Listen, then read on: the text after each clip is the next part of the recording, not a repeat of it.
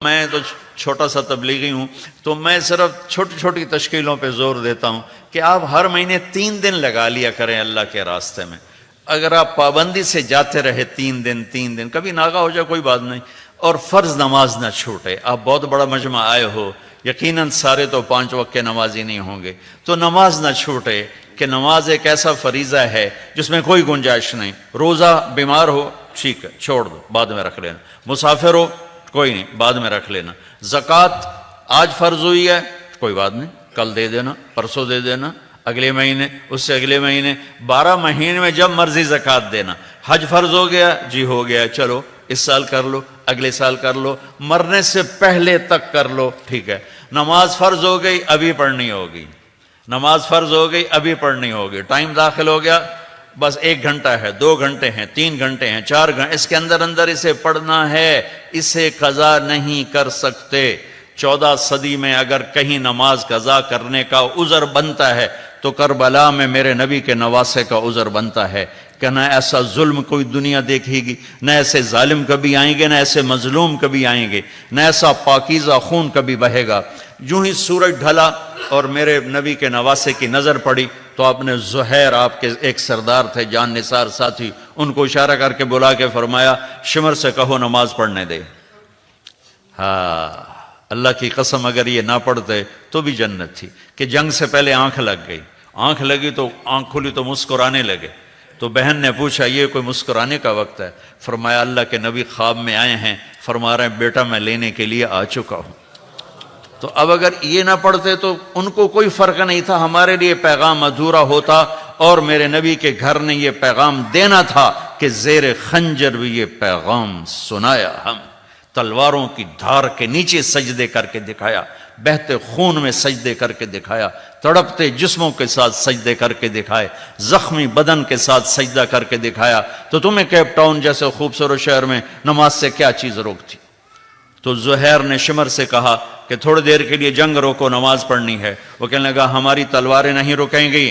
تو امام عالی مقام نے فرمایا ہم نماز نہیں چھوڑیں گے، ادھر آ ستمگر ہنر آزمائیں، تو تیر آزما ہم جگر آزمائیں۔ کہ آدھے نماز پڑھو آدھے جنگ کرو۔ آدھوں نے جنگ کی، آدھوں نے نماز پڑھی۔ پھر جنہوں نے نماز پڑھی تھی ان سے کہا تم جنگ کرو، جو جنگ کر رہے تھے ان سے کہا تم نماز پڑھو۔ سب کو نماز پڑھوائی، اور عصر سے پہلے سب کے سر کٹ کے نیزوں پہ چڑھ گئے تھے۔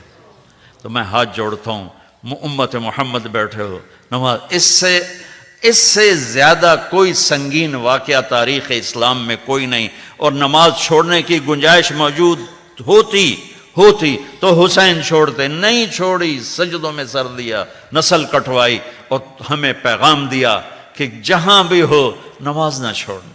تو میں اب سب ماشاءاللہ مجھے ہر جگہ بہت خوشی ہوئی ہے۔ میں تو 27 سال کے بعد آیا ہوں، تو اس وقت ووسٹر ایک کوئی جگہ ہے قریب، وہاں اجتماع تھا، تو اس کے لیے ہماری جماعت آئی تھی۔ تو کیپ ٹاؤن، پھر ہم ڈربن گئے، پھر جوہانسبرگ گئے، پھر اور چھوٹی چھوٹی جگہوں پر گئے کافی۔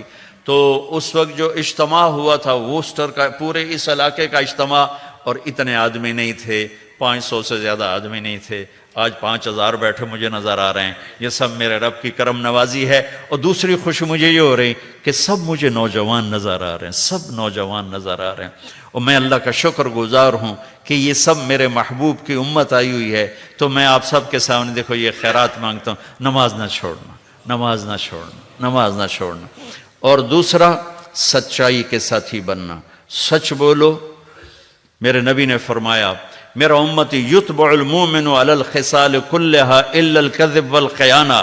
میرے نبی نے فرمایا میرا امتی ہر گناہ کر سکتا ہے، میرا امتی ہر گناہ کر سکتا ہے، 2 کبھی نہیں کرے گا۔ غور نال سنیں جی، میرا امتی ہر گناہ کر سکتا ہے، 2 کبھی نہیں کرے گا۔ کیا یا رسول اللہ؟ فرمایا ایک جھوٹ کبھی نہیں بولے گا، ایک دھوکہ کبھی نہیں دے گا، ایک جھوٹ کبھی نہیں بولے گا، ایک دھوکہ کبھی نہیں دے گا۔ لیکن میرے نبی کی امت ہی سب سے زیادہ جھوٹ بولنے والے بن گئے۔ میں نیوزی لینڈ گیا تو مجھ سے وہاں کے دوست پوچھنے میں نے ان سے پوچھا کہ یہاں کوئی ہیرا پھیری اور جھوٹ ووٹ ہوتا ہے؟ کہا نہیں جی یہاں کوئی نہیں ہوتا، صرف جو انڈیا پاکستان بنگلہ دیش کے ہیں وہی کرتے ہیں اور کوئی بھی نہیں کرتے اور کوئی بھی نہیں کرتے۔ اب تم تینوں ملکوں کے بیٹھے ہو، انڈیا پاکستان بنگلہ دیش، تو میں تمہارے سامنے جھولی پھیلاتا ہوں، آج کے بعد جھوٹ نہیں بولنا، ٹھیک ہے؟ آج کے بعد دھوکہ نہیں دینا ہے، پیپر بنانے کے لیے ان کی لڑکیوں سے شادی نہ کرو، ایمانداری کے ساتھ شادی کرو، مجھے کوئی اعتراض نہیں، لیکن اس لیے شادی کرنا کہ پیپر بن جائیں، لعنت ہے اس دھوکے پر۔